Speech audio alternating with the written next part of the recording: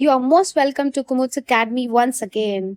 Hey guys, I'm Sakshi और next previous year question का set number 2 मैं लेकर के आ गई हूँ. सो पॉलिटी के पहले सेट को अगर आपने देख लिया है तो ये सेट आप जरूर देखिएगा. सो चलिए शुरू करते हैं. विच among the following was the first attempt to regulate the affairs of English East India Company in India? Well, इसमें कहा गया है कि ऐसा पहला कौन सा अटेम्प्ट था जब कोशिश की गई थी ब्रिटिशर्स के द्वारा इंग्लिश ईस्ट इंडिया कंपनी को रेगुलेट करने के लिए भारत में. सो एक बात तो आपको जाननी चाहिए कि ब्रिटिश गवर्नमेंट ब्रिटेन के अंदर रह करके कंट्रोल कर रही थी ईस्ट इंडिया कंपनी को, जो कि इंडिया के अंदर थी, राइट? क्योंकि ईस्ट इंडिया कंपनी से उनको क्या मिलने वाला था? टैक्स मिलने वाला था. तो ये रेगुलेशन बेहद जरूरी थी. तो ऐसा फर्स्ट टाइम किया गया था द रेगुलेटिंग एक्ट ऑफ 1773. तो इसके नाम से ही पता चलता है. Next, which of the following acts created supreme court of judicature at the fort William? Fort William कहाँ पर है? तो ये है बंगाल प्रेसिडेंसी में. और यहाँ पर सुप्रीम कोर्ट का किस एक्ट के तहत बनाई गई थी? तो अगेन इसका भी आंसर हो जाता है रेगुलेटिंग एक्ट ऑफ 1773. हालांकि ये सुप्रीम कोर्ट बनकर के तैयार हुई थी 1774 में, right? Next, bye which among the following acts the East India Company lost its monopoly of trade with China? Very important. देखिए, 1830 के एक्ट ने कहा था कि चाय और चीन के साथ जो व्यापार है उसको छोड़ करके बाकी सारे व्यापार पर जो ईस्ट इंडिया कंपनी की मोनोपोली थी वो खत्म कर दी जाती है. तो अब ये जो चाइना के साथ और टी का व्यापार जो था ये बचा था, ये भी खत्म कर दिया जाता है चार्टर एक्ट ऑफ 1833 में. तो इसका राइट आंसर है ये. क्लियर? तो कंफ्यूज नहीं होना है. 1813 में मोनोपोली खत्म कर दी गई थी एक्सेप्ट चाइना के साथ उसके ट्रेड और टी के साथ के ट्रेड को छोड़ करके, right? And charter act of 1833 में इसको भी खत्म कर दिया गया था. तो by which among the following acts the East India Company lost its monopoly of trade with China? Answer is this. Introduction of provincial autonomy is related to which of the following act? So provincial autonomy को कब छीना गया था और provincial autonomy को कब introduce किया गया था? तो इसे देख लेते हैं.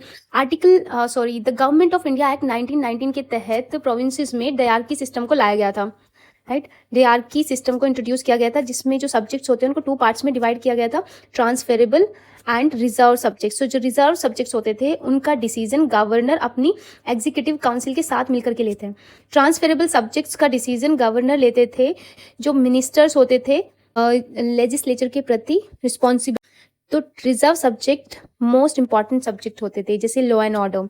एंड ट्रांसफेरेबल सब्जेक्ट्स होते थे जैसे कि एजुकेशन एंड सैनिटेशन एटसेट्रा. तो यहाँ पर ये सिस्टम लागू किया गया था. लेकिन हम कह रहे हैं कि इंट्रोड्यूस द प्रोविंशियल ऑटोनॉमी. तो ये ऑटोनॉमी इंट्रोड्यूस की गई थी the government of India act 1935 के अंदर. यहाँ पर ये सिस्टम लाया गया था, यहाँ पर इस सिस्टम को एंड कर दिया गया था, राइट? और ये बात हो रही है प्रोविंसेस की और यहाँ से सेंटर पर इस सिस्टम को ला दिया गया था. तो समझ आया? एक बार हम इसको फिर से देख लेते हैं. 1919 के एक्ट के तहत डायरकी सिस्टम जिसमें ट्रांसफेरेबल और रिजर्व सब्जेक्ट्स में इसको बांट दिया गया था, ये प्रोविंसेस के लेवल पे लाया गया.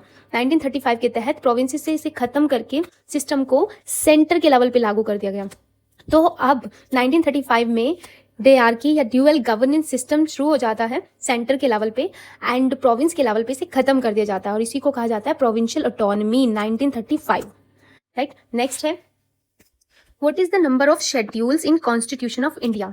देखिए, जब कॉन्स्टिट्यूशन को लागू किया गया उस समय 8 थे और आज एट प्रेजेंट जो है वो 12 है. अब इसमें हमने देखा कि 9, 10, 11, 12 ये हमारे ऐड हुए हैं बाद में. इसमें से 9 रिलेटेड है लैंड रिफॉर्म से, जमींदारी सिस्टम से, एंड इसमें कुछ और भी सब्जेक्ट्स ऐड किए गए. 10th रिलेटेड है एंटी डिफेक्शन दल बदल कानून से, और 11th शेड्यूल रिलेटेड है पंचायती राज से, और 12th शेड्यूल रिलेटेड है म्यूनिसिपलिटी नगर पालिका से. तो आज के टाइम में हमारे पास शेड्यूल है total 12. Next question, town planning comes under which among the following parts of constitution of India? Right? So town planning, municipalities अभी मैंने बोला आपको. और ये किस, देखिए अगर शेड्यूल की बात करें तो ये आती है 12th शेड्यूल में, लेकिन हम बात कर रहे हैं पार्ट्स की तो ये आता है पार्ट 9 के ए में, राइट? नेक्स्ट है 8th शेड्यूल में जो लैंग्वेज है शुरू में 14 थी, बाद में इसको ऐड करके एट प्रेजेंट ये 22 है. अब हम बात कर रहे हैं कि आज जो 22 लैंग्वेज है उनमें से कौन सी नहीं है. तो राजस्थानी इसका आंसर हुआ, क्योंकि डोगरी, बोडो, मैथिली, संथाली इसको ऐड किया गया था 2003 में। सिंधी को ऐड किया गया था 1967 में 21वें संविधान संशोधन अधिनियम के द्वारा, राइट। और इसको लाया गया था 92वें संविधान संशोधन अधिनियम के द्वारा। मणिपुरी, कोंकणी और नेपाली को लाया गया था 71 कॉन्स्टिट्यूशनल अमेंडमेंट एक्ट के माध्यम से। ये आया था 1992 में। Next, Sindhi language was included in list of official languages in the 8th schedule। So 8th schedule में जो ऑफिशियल लैंग्वेज है 22 आज, इसमें सिंधी को कॉन्स्टिट्यूशन में कब जोड़ा गया? तो इसका राइट आंसर है 1967 में। Next, which among the following are considered essential for the realization of highest good of India citizens। So लोगों की भलाई के लिए या भारतीय नागरिकों की भलाई के लिए, हाईएस्ट गुड के लिए किसको मोस्ट इंपॉर्टेंट माना जाता है? तो ये है फंडामेंटल राइट्स, क्योंकि इसमें कहा गया है कि ये व्यक्ति के चहुर्मुखी विकास के लिए बेहद जरूरी है। तो चहुर्मुखी विकास जिसमें physical development, mental development, moral development and spiritual development, ये बेहद जरूरी है, right. Next, which of the following word is not included in the preamble of the constitution? Equality है, लिबर्टी है एंड जस्टिस भी है। सैंक्टिटी जिसको हम पवित्रता, शुचिता कहते हैं, ये नहीं है, तो इसका आंसर हो जाता है ये। Till now the preamble of Constitution of India has been amended for the how many times? So once only, और वो था 42 Constitutional Amendment Act के माध्यम से 1976 में। केशवानंद भारती केस आया था 1973 में। इस केस ने कहा था कि प्रियम्बल को अमेंड किया जा सकता है और ये कॉन्स्टिट्यूशन का पार्ट है, तो उसके बाद में ये अमेंडमेंट लाया गया और इस अमेंडमेंट के तहत हमने ऐड किया था सेक्युलर, सोशल और इंटेग्रिटी वर्ड्स, राइट, SSI। एक और चीज जाननी चाहिए यहाँ पर, बेरुबारी केस ने बोला था कि प्रियम्बल को अमेंड नहीं किया जा सकता क्योंकि ये कॉन्स्टिट्यूशन का पार्ट नहीं है, तो लेकिन केशवानंद भारती केस ने इसको पलटते हुए बोला कि नहीं, ये कॉन्स्टिट्यूशन का पार्ट है, इसको भी अमेंड किया जा सकता है। तो अमेंड करके ये 3 वर्ड्स को डाले गए थे 42 अमेंडमेंट एक्ट के द्वारा। नेक्स्ट आ जाते हैं, the language and ideals of the preamble of the constitution. इसकी भाषा, इसका आदर्श जो है कॉन्स्टिट्यूशन का, वो इन्फ्लुएंस्ड है कहाँ से? USA, ऑफकोर्स USA से हमने प्रियम्बल लिया है। फ्रांस से, yes. Equality, liberty and fraternity हमने यहीं से लिए। एंड ऑस्ट्रेलिया से हमने क्या लिया है? ऑस्ट्रेलिया से हमने लिया है ये लैंग्वेज जो प्रियम्बल में यूज की गई है, तो इसका आंसर हो जाता है ये। Next, the ideals of liberty, equality and fraternity in preamble are borrowed from the constitution of which country? So French constitution से, फ्रेंच रिवॉल्यूशन से। फ्रेंच रिवॉल्यूशन हुआ था 1789 में और ये रिवॉल्यूशन ही बेस्ड था इन तीनों पर, liberty, equality and fraternity. Hindi में बोलते हैं स्वतंत्रता, समता और समानता कह सकते हैं, और बंधुता पर, राइट। नेक्स्ट आ जाते हैं, देखिए ऑस्ट्रेलिया के कॉन्स्टिट्यूशन से हमने कॉन्करेंट या समवर्ती सूची ली है। ब्रिटिश कॉन्स्टिट्यूशन से पार्लियामेंट्री सिस्टम लिया। USSR से हमने लिया है fundamental duties. The constitution of India derives its ultimate authority from what? So we the people of India having solemnly resolve to constitute India as this. So इसका answer है people of India, हम भारत के लोग, भारत को संपूर्ण प्रभुत्व संपन्न, समाजवादी, पंथ निरपेक्ष, लोकतंत्रात्मक गणराज्य बनाने के लिए। तो ये जो बोल रहे हैं भारत के लोग बोल रहे हैं। हालांकि 389 लोगों ने कॉन्स्टिट्यूएंट असेंबली को बिल्ड किया, बनाया और उसमें भारतीयों का प्रतिनिधित्व प्रदान किया, और इन 389 लोगों ने मिलकर के भारतीय संविधान को बनाया। और हम यही लोग बोल रहे हैं कि हम भारत के लोग, क्यों? क्योंकि ये इन्हीं के रिप्रेजेंटेटिव्स हैं। Next, which of the following is not a correct statement with respect to the freedom of speech and expression? It is enshrined in part 3rd of the Constitution, of course, क्योंकि fundamental rights इसी के अंदर है। Next, it is not an absolute right to express one's thoughts freely. किसी को अपने विचारों को पूरी तरीके से एक्सप्रेस करने का एब्सोल्यूट राइट नहीं है, ऑफ कोर्स ये राइट है।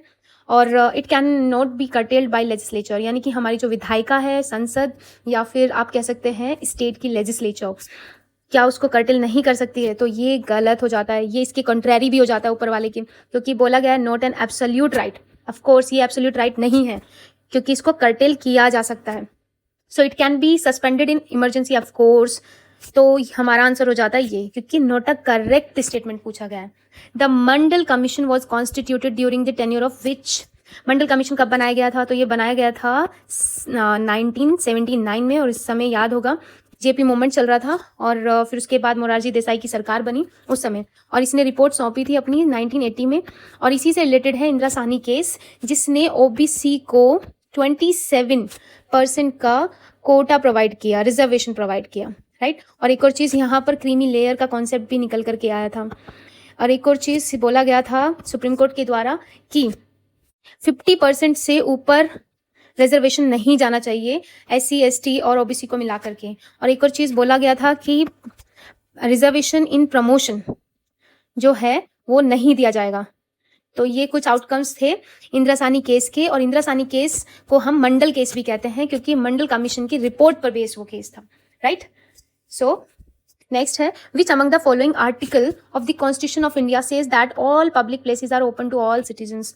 सो 18 है, अबॉलिश करता है टाइटल्स को, राइट, जो महाराजा, नवाब एटसेट्रा ये टाइटल्स थे उनको अबॉलिश करता है। आर्टिकल 17 बात करता है अनटचेबिलिटी की, इसको अबॉलिश करता है। आर्टिकल 16 सभी को इक्वल अपॉर्चुनिटी की बात करता है, सभी को समान अवसर देने की बात करता है।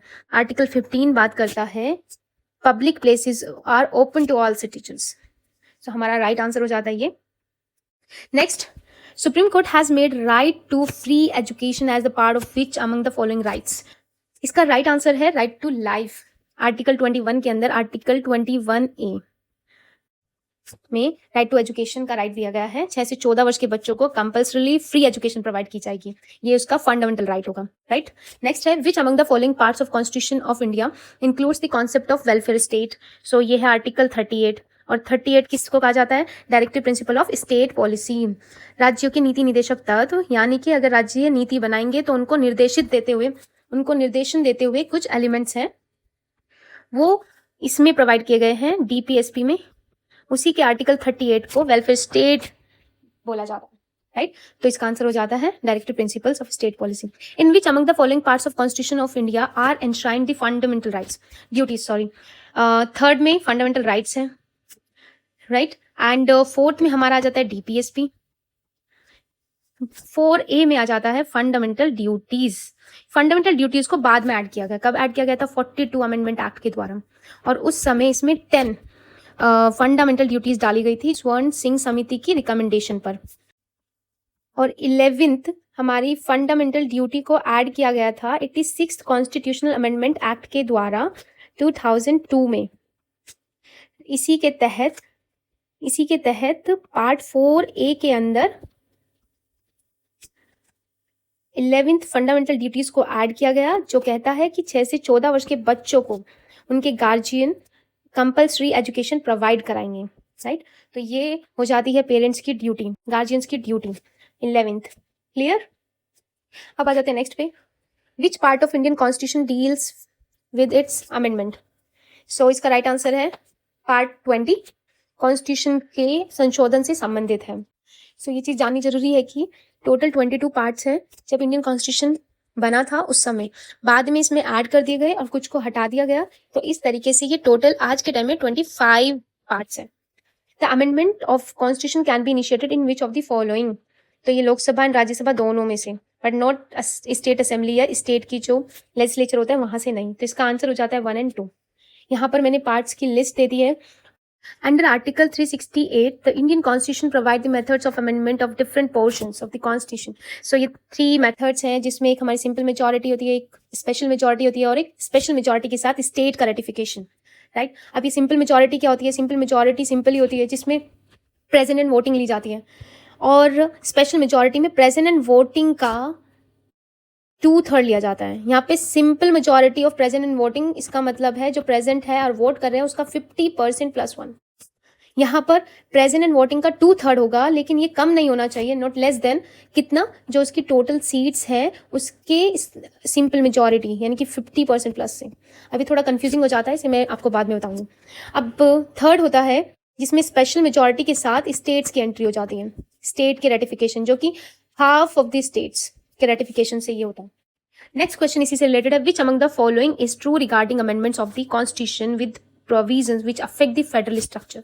फेडरल कैरेक्टर, फेडरल का मतलब होता है संघीय विशेषता ऑफ द कॉन्स्टिट्यूशन। तो इसका राइट आंसर है, यहाँ से ले लेते हैं, they can be amended bye a special simple majority, wrong. They can be amended bye 2/3 majority of both the house of the parliament, ये भी आंसर रॉन्ग है, अभी हमने बात की थी इसकी।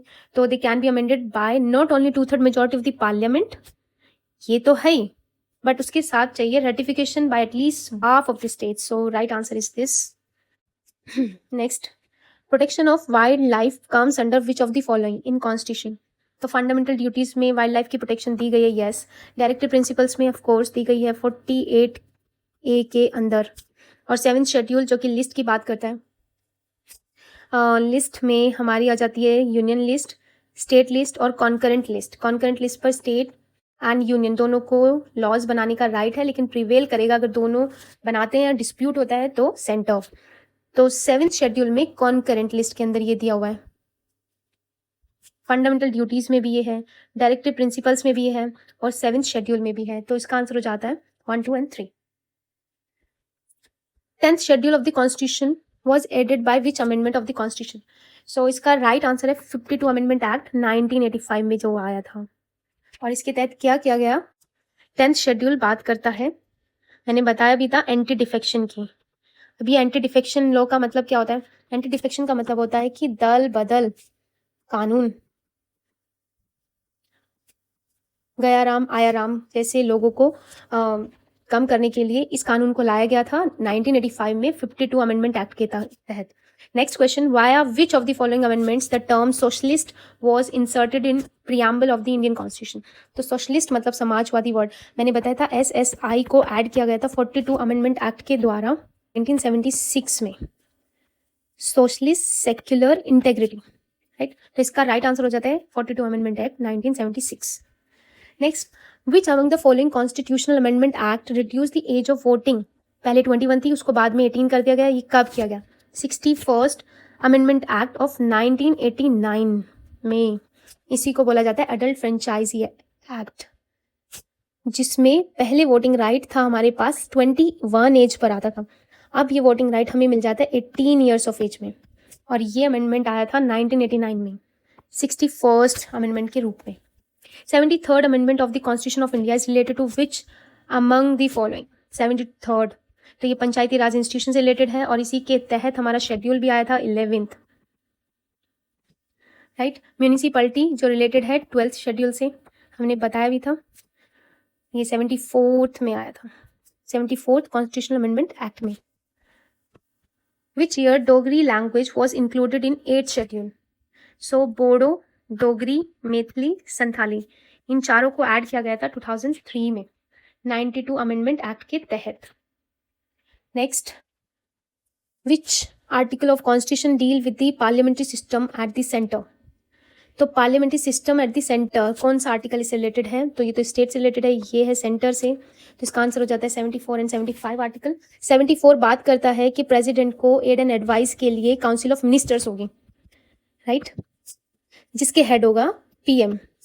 एंड 75 बात करता है पीएम को अपॉइंट करेंगे प्रेसिडेंट एंड बाकी मिनिस्टर्स को पीएम की एडवाइस पर अपॉइंट करेंगे प्रेसिडेंट।